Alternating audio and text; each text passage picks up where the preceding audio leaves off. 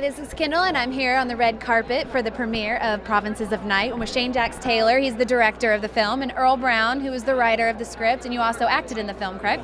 Tell me a little bit about your character. About the character in the film or my personal character? Either one.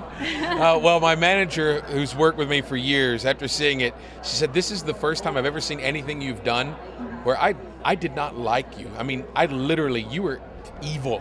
So I guess that describes the character to some degree. He just doesn't realize he's evil. He's not like a supervillain. He's just wounded and angry and hurt, and he's stewed on it for 40 years, and his dad's back in his life, and he wants his dad dead.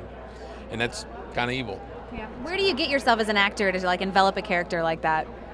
I don't know. They're all different. With this, because we've worked so intimately on the thing for 6 years, I already knew the material. I knew it backwards and forwards. So there wasn't a lot of homework that had to go into that. Not with this, but sometimes you get something and you do have to, delve into your imagination to fill in the blanks. But yeah. You also wrote the script based off the novel by William Gay, correct? Mm-hmm, yeah. How did you come across the novel and get the idea? My wife had interviewed William for a project she was working on. William's a music nut like me, and he had an advance copy of Steve Earle's Doghouse Roses, so he agreed to loan it to me to read. So that's how we first, and then I became really good friends with Steve, and I ended up doing his play here. And then Shane, I saw his first film, around the same time. That's right, because this is your second feature. Yes. Well, his first movie, he kept inviting me. They shot in my hometown, and kept inviting me to screenings, and I wouldn't go.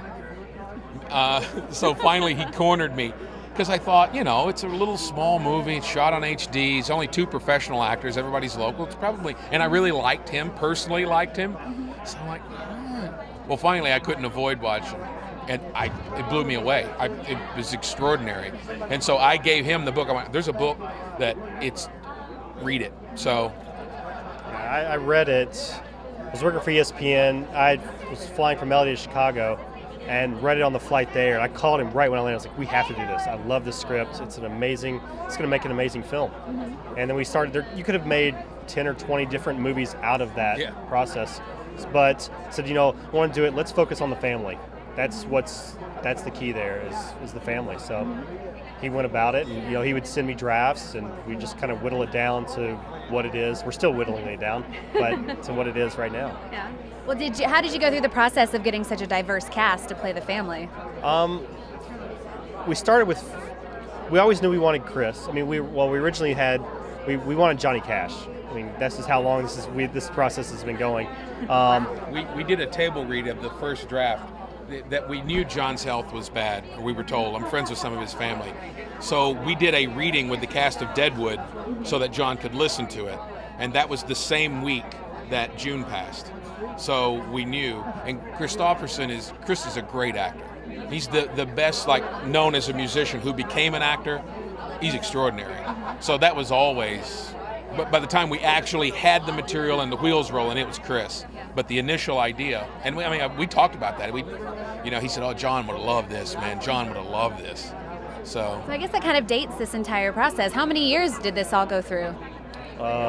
We're closing in on 7.